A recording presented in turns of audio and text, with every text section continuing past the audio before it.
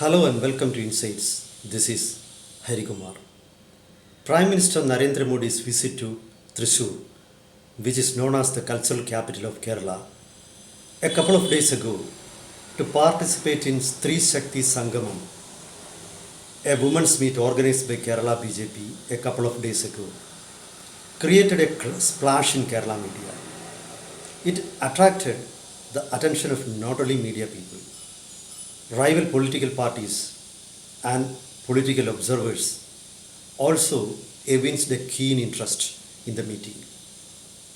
This is perhaps because of the fact that BJP considers Thrissur to be or Thrissur Lok Sabha seat to be of very importance, and they expect to open their account in Kerala through Thrissur. It is widely believed that actor and BJP leader Suresh Gopi is going to be the candidate of the party in Thrissur. So it makes sense in analyzing Mr. Narendra Modi's meeting at Thrissur. Going by the public participation or the participation of women in the meeting and the roadshow of the Prime Minister held prior to it, the meeting has been simply a roaring success.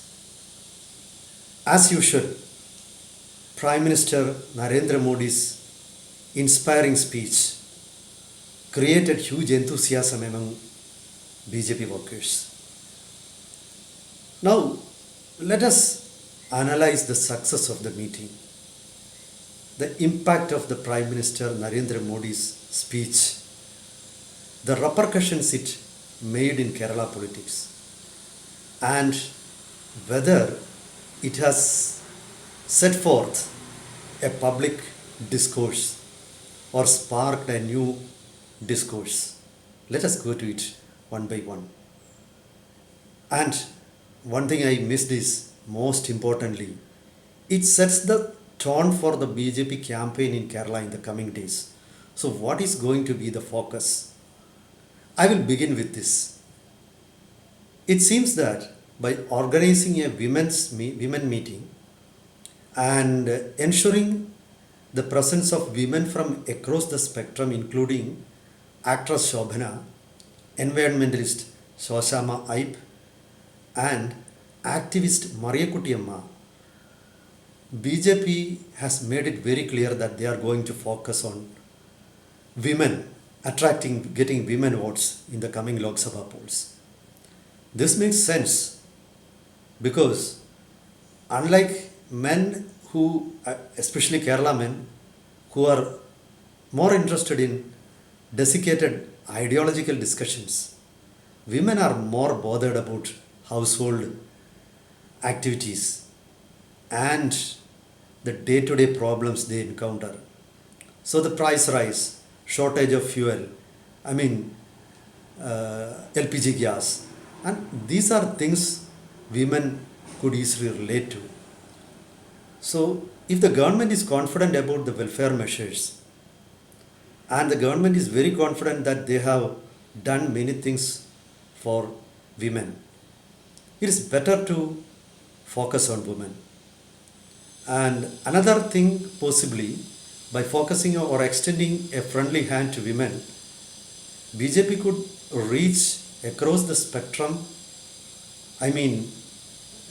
reach out to minority communities also. So this makes some sense. But at the same time, it seems to be seen how much women from minority communities would be impressed in the campaign and arguments of the BJP. So that is, anyway, focusing on women makes sense for the BJP. And number two is that Prime Minister's speech referred to the corruption in Kerala. Very explicitly he said, everybody knows whose office was connected or was the nerve center of gold smuggling in Kerala. Actually, this created some trouble for the state BJP. It's not known why Prime Minister referred to gold smuggling case, which happened 4 years ago, and about which there has not been any specific outcome, except that the principal secretary of the chief minister, Pinarayi Vijayan, has been arrested, and another accused, also who was working with the government setup. A few people who were working with the government setup had been arrested. But the investigations, even after 4 years, and that too by central agencies like Enforcement Directorate or NIA, they have never been able to connect the smuggling case to any politician in Kerala. So Congress lost no time in asking what prevented central agencies from extending the scope of investigation or focusing on Kerala Chief Minister. And Prime Minister simply referring to it doesn't make any sense. So actually this gave a weapon to the opposition Congress. It's not known why Prime Minister referred to this case, and he has been referring to this repeatedly. Perhaps his speechwriters could be blamed for it, or perhaps there is a strategy behind it. I don't know. But one very keen point Prime Minister seems to have avoided or missed is that when he was speaking about corruption, it is surprising that he didn't speak about the corruption in cooperative sector, which is connected to Thrissur. The corruption in the Karuvennur Cooperative Bank in Thrissur was the first and the main and the foremost which exposed the huge corruption. It could be the tip of an iceberg. And BJP's, the man who is expected to be BJP candidate in Thrissur, Mr. Suresh Gopi, had taken this up. And he conducted a padayatra or a march from Karuvennur Bank demanding that the culprits or in the case be punished and the victims should be compensated. So he had taken up the cause of victims, but it's surprising that Prime Minister missed the point in his Thrissur speech. Actually, if he had referred to it, hundreds and thousands of people who had assembled there to hear him would have been related, and they could, such a reference could strike a chord with the audience there. But I don't know why Prime Minister failed to refer to it, or simply he might have, his speechwriters might not have been familiar with the local realities or local issues. That could be one of the aspects.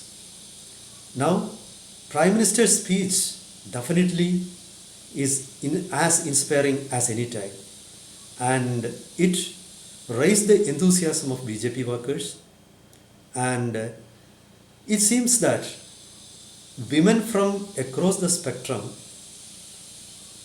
were able to relate to the meeting, and that perhaps is one of the reasons of the huge participation at the Prime Minister's meeting.